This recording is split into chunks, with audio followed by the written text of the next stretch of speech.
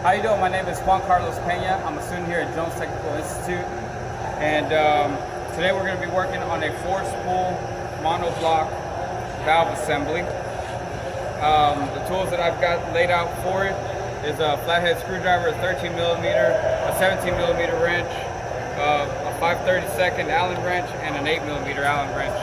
And that's just so we can undo the caps.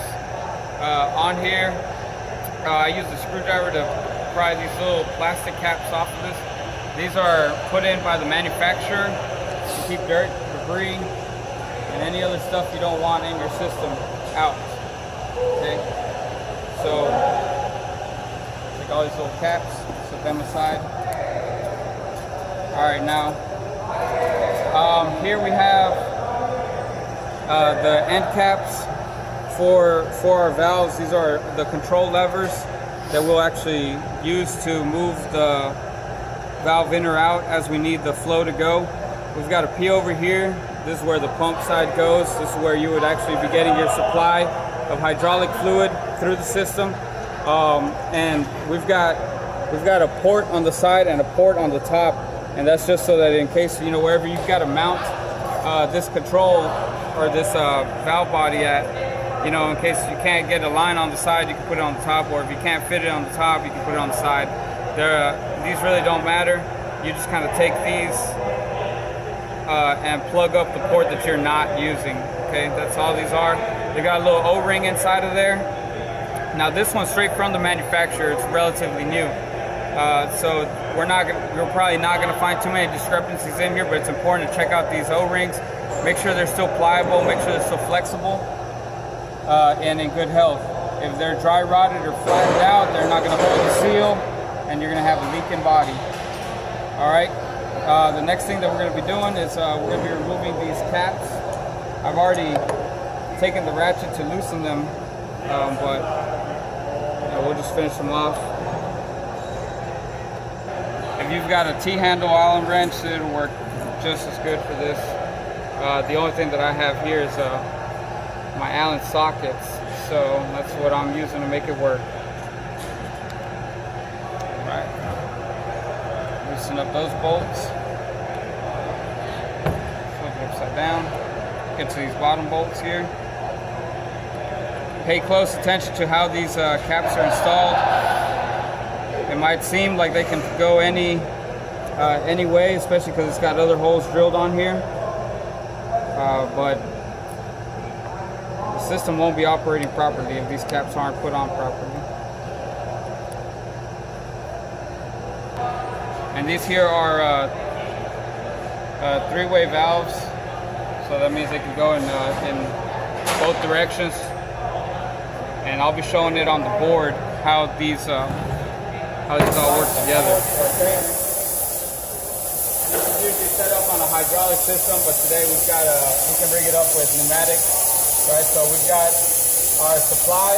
This would basically be the pump supplying fluid. In this case, it's supplying air through the system. Okay, we've got a little pressure gauge to make sure we don't blow any lines out.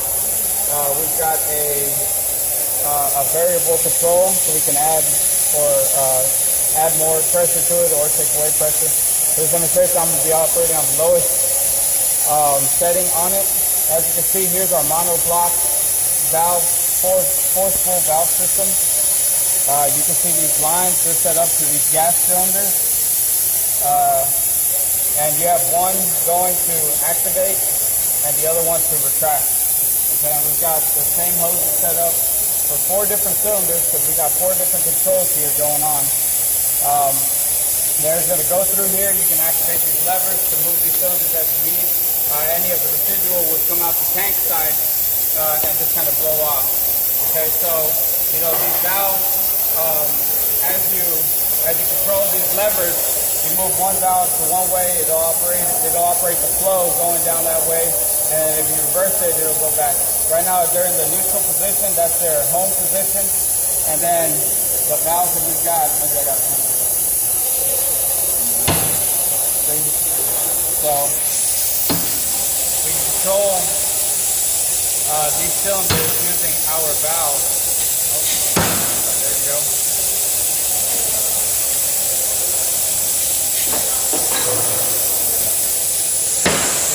kind of shows the flow throughout. Okay, so I've got the caps completely off, D10 springs exposed. I'm gonna pull off these levers.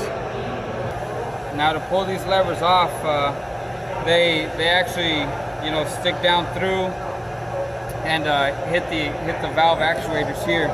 You can go through and spin these handles off, but if you can't get them off, you can see inside where the handle leads down in there, and that little peg in there has to go in the little hole here, and that's where you actually get your valve to push left or right. All right, so let me get these other the other 3 levers off. We'll go through and start taking the thing apart some more.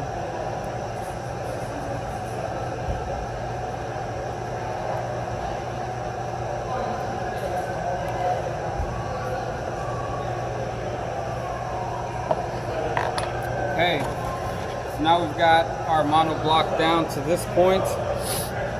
We can use a couple of different things to pull this out. We can try to pull it out. It might come out on its own. If they're not coming out, you might want to use a soft mallet.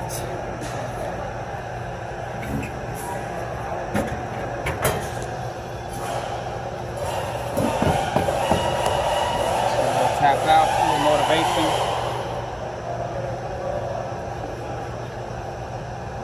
My hands weren't so slippery. There we go. That's one of them. You can see these little grooves. This is where the fluid travels through, and it provides the power that we need. Provides the flow that we need through these valves.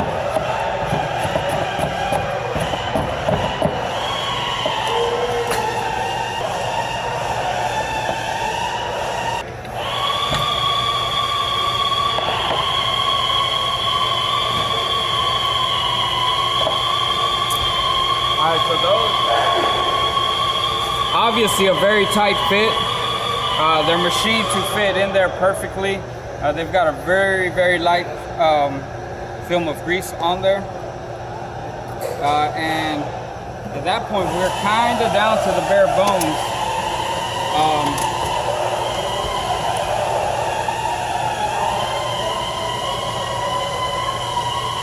Pull the plug out. To our other ones. All right. And now we've got here this little housing here is actually where our relief valve is at. And you've got obviously a tensioning spring, pretty stiff spring. You know, so as pressure builds up, it'll compress that spring and it'll help relieve the pressure inside of it. That's the cap to our valve. Here we go. Here's the actual.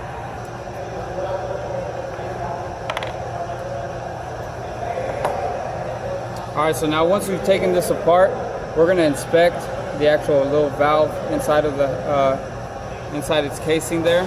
We're going to look to make sure that it's not fouled, gunked up or something. Make sure nothing's built up on it. Ensure that the housing is clear of debris and that's still in good operating condition. No scratches on it, no gouges on it. And then this little cap just kind of goes on there. Okay. And now inside of there, we've got a little copper washer. I don't know if I can fish it out right now, but you have to inspect that, make sure that it's in good condition too, make sure it's not crushed and out of spec, because you will again get some nasty little leaks on there. All right, so now this has been the full-on disassembly. Next we're going to get our little slide caliper, and we're going to measure the faces in here, make sure that Make sure they're in round, all equal along the way. Make sure everything's still within spec. And then we're just gonna go through and put it on back together, all right? Okay guys, so we're back. I've already taken down a few of the measurements. I've got a caliper here and a T-gauge. Basically, I'm just gonna take this last measurement here. T-gauge, it's got a little screw that tightens down on the little springs inside the handle. Okay, so what I'm gonna do is I'm gonna loosen the screw up a little bit and push down on the T-gauges. Put it inside the mouth here. We're gonna tighten the screw down. So now we've got the T-gauge set to the same size as our orifice there. And then we're gonna take our micrometer, open it up. We're just gonna measure this.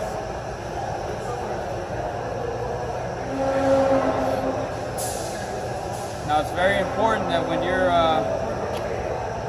using these tools that you're always zeroing this out when it's completely closed. So I just took this measurement here, and it looks like we're sitting at 5.82, which is, or decimal 582, which is exactly the other side of it. That means that we're completely round in there as it should be. We've got no warpage in there. I don't see why there would be, but we've got that measured out. So once we take all our measurements, make sure that everything's within spec here. The only real thing that's left is the reassembly. And if you just follow the video as I took it apart, you should be able to put it back together. We're going to go through and put all of our caps back on in place. We're going to put our ports back in place, put our handles, the valves, everything in it. Now, if you're kind of wondering or lose track of how everything goes back into the body, if you remember, we had this the valve housing here on the same side as where the levers were. Okay, so if the valve goes in right here, the low relief valve goes right here, that means that the handles are going to go in right here as well. And if you remember, we had a little bit of a tough time pulling them out. I mean, it was partly because of my slippery hands, but like I said, these are machined to be exactly that size. So you're going to go through, and I left everything laid out the same way that I had it pulled out, because I mean, these will go right back in their same slot every time. All right, so as you can see, we're going to put this back on. We're going to put all 4 of them on, then we're going to put our caps back on here. And after we've got all that set up, we'll set up the handles on there, and we'll reassemble this relief valve. We'll drop it back in. Dropping it back in, you gotta just make sure that the actual valve side is facing up. It'll really only fit one way because of the washer on the back side of it, but pay close attention so you don't have to go through and pull this back out. Right, so you put the valve in there, put the tension spring back on it, put the housing back on it, and you would tighten this down. And this right here, this top one, I didn't really go over this, but this is an adjustment bolt. Basically this side pushes down on that tension spring, so it'll take even less pressure to trip it, because it'll already be preloaded. And then this is the adjustment nut here. So once you get it down to where, usually what I'll do is after I tighten down the housing is I'll tighten it down until where I can feel that screw in there. I'll take my Allen wrench right here, and then I can use my little wrench, my 13mm wrench, to just kind of lock it in place. And usually, you'll have pretty good success, especially if you've got the ratchet on there to hold the adjustment screw before you put it back together. But that's pretty much this valve body in a nutshell. Now I'm just going to put this back together, and I'll catch you on this next video.